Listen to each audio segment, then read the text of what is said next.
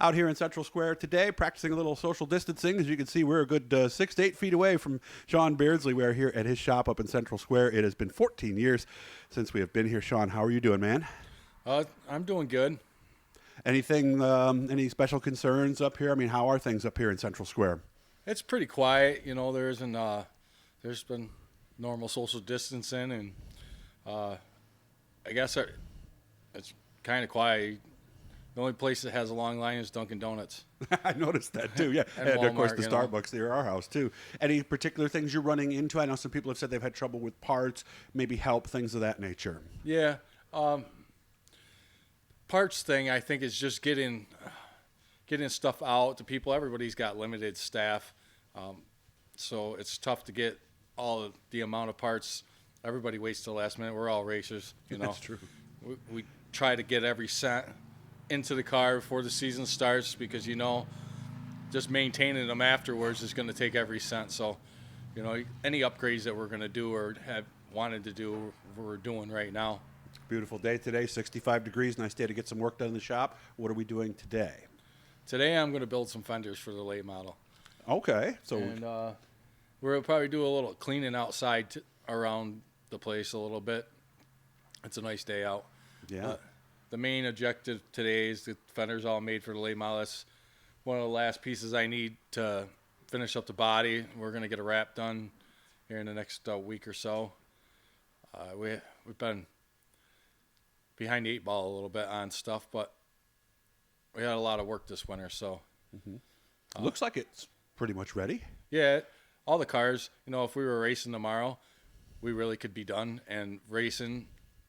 There's no doubt about it. We've been taking our time and going through stuff that we normally might not go through just to make sure everything's up to snuff so we don't have any problems this year. Okay, late model and modified, or late model and sportsman? What are Late we model thinking? and sportsman. Okay, Yeah, that's and the deal right what's now. the sportsman deal? Because this is your car. The late model is yours. No, this is Chuck Claver's car. I drive Okay. for him. And Nick Stadelman owns the Sportsman. We're going to race that on Fridays at Brewerton. We'll race these on Saturday at Fulton. And then Nick's son is going to race the car in the novice class in the Sportsman on Saturday nights. So we'll be a two-pronged effort on Saturday Yeah. between you and Nick's son. Yep. And everything. So are we traveling much with the late model? It's going to be hit or miss. If there's a racetrack that's going to open up before the tracks here, I wouldn't be surprised if they might see us show up. As long as it's not too far away. As far as traveling, we planned on doing some more rush shows this year, picking and choosing. Hopefully we'll get our second late model going here.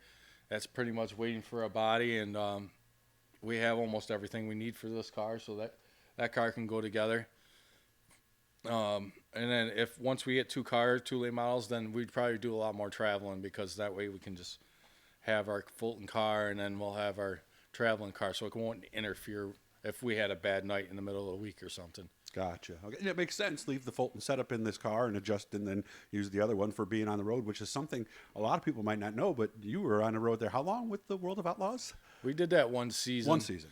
I got into the season late, and I didn't quite finish the entire season. I mean, the only race I missed was really the World Finals at the end, and maybe one or two others. But we did the World of Outlaw tour, and that was something that you'll never forget. I imagine. It's the most work I ever did in my entire life, at one given time. Yeah, I mean, I know you don't run quite as many shows as the sprints did, but I'm sure you had a lot of weeks with 5 shows in a week, right?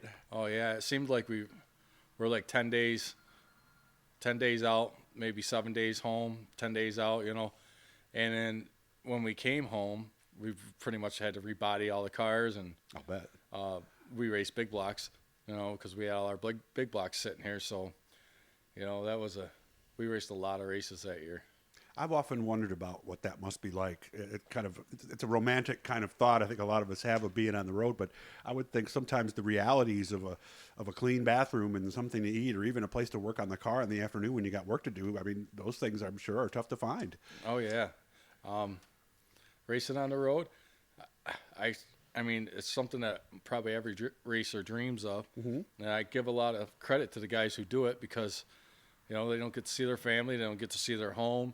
It's it's hard to make a living. Yeah. You know, all those things, and I probably truly pay for it still today. You know, and that was 10 years ago or 12 years ago. Yeah, 12 years ago.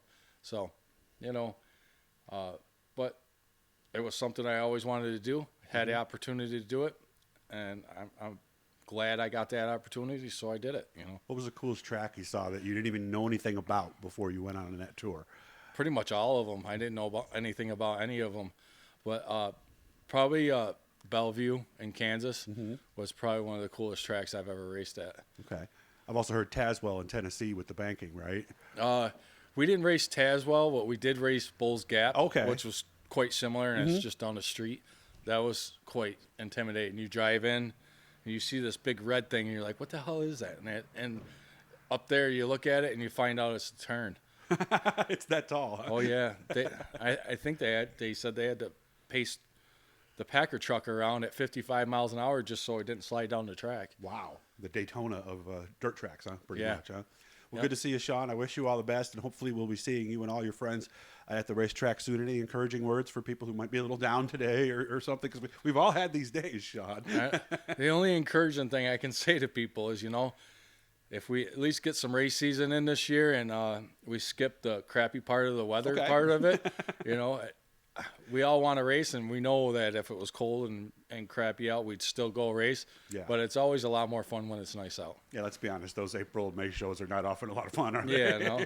And I think we had maybe one weekend that it would have actually been all right for weather-wise. Otherwise, it was snowing or, you know, it was 35 and raining. I don't think any of those days are really that fun at racing. Let's hope we turn the corner today, man. Good to see you, and good luck with everything in the shop today, man. Thank you, Doug.